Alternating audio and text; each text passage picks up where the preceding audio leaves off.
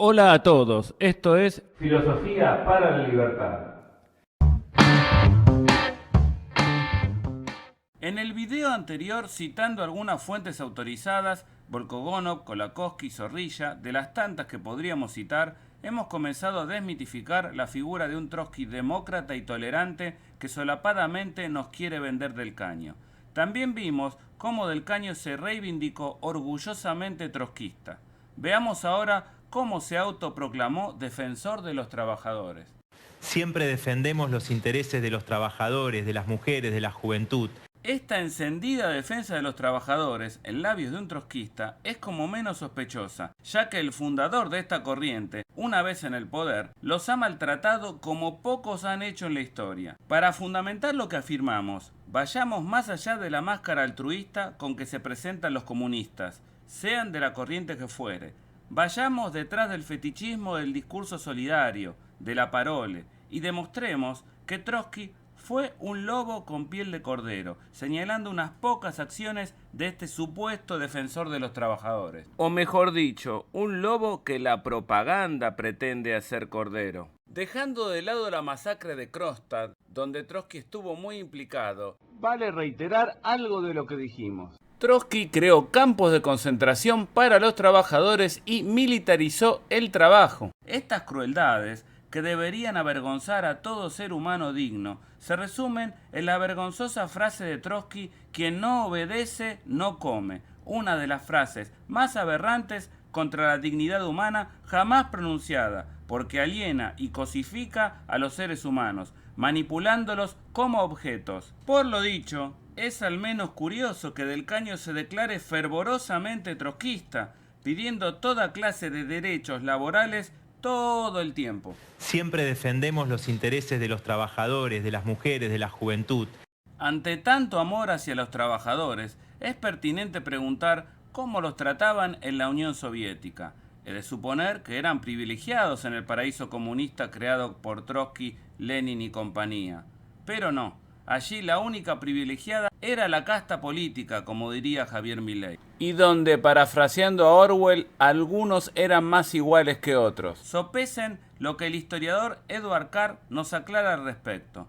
Un obrero que dejase su tarea tenía que ser tratado como culpable de deserción laboral y se prescribieron una serie de severos castigos que acababan con el confinamiento en un campo de concentración.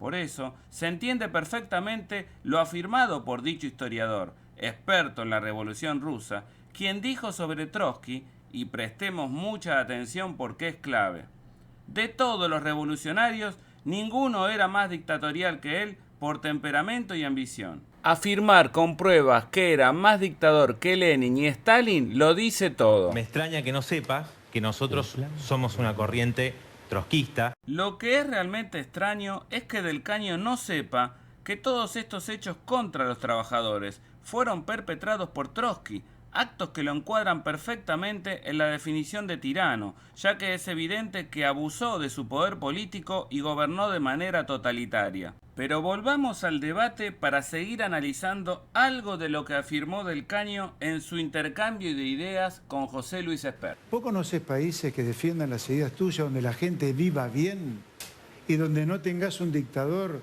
que caga palos a la gente que está muerta de hambre? Realmente, digo, con tus ideas. Me extraña que no sepas que nosotros somos una corriente trotskista, que no defendemos ni los países que fueron dominados por el estalinismo, que se apropiaron de las revoluciones rusa, por ejemplo, que fue una gran revolución. Ante la clara pregunta de Espert, Del Caño, intentando justificar sus ideas y no quedar pegado a gobiernos criminales de la llamada izquierda, como el de Cuba, que ciertamente admira, como queda claro en este tuit, régimen totalitario de miseria y terror, seguramente aprovechando el desconocimiento general sobre lo que hicieron Trotsky y los demás orates en la Revolución Rusa, presentó la falsa oposición Trotsky bueno, Stalin malo.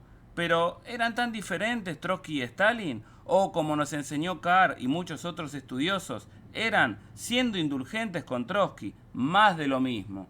Que básicamente ambos eran totalitarios es notorio en otra medida de Trotsky, que es lo contrario a una actitud democrática y respetuosa de los demás, y que le ganó el apodo de patriarca de los burócratas. Nos referimos a su reclamo de estatizar a los sindicatos, y donde fue por más, amenazó con renunciar a los dirigentes elegidos por los sindicatos y sustituirlos por funcionarios dóciles. Por eso, escribió el erudito Kostas Papaioannou que por estas actitudes, Trotsky, en aquel entonces más estalinista que Stalin, mereció plenamente el título de patriarca de los burócratas, que mediante una extraña ironía de la suerte, Stalin le dio subsecuentemente. Pero la impostura de Del Caño no se quedó solo en eso.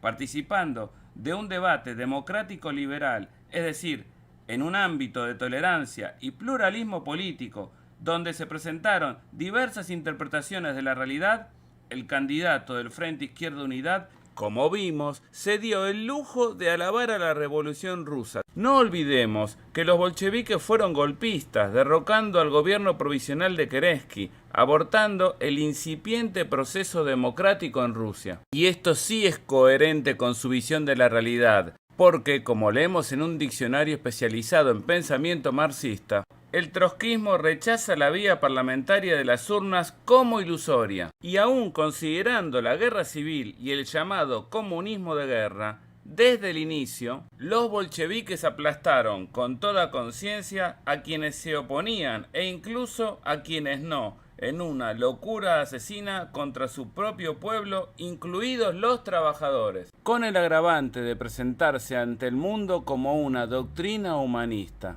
Obra macabra a cargo de Lenin, Trotsky, Stalin y demás personajes nefastos.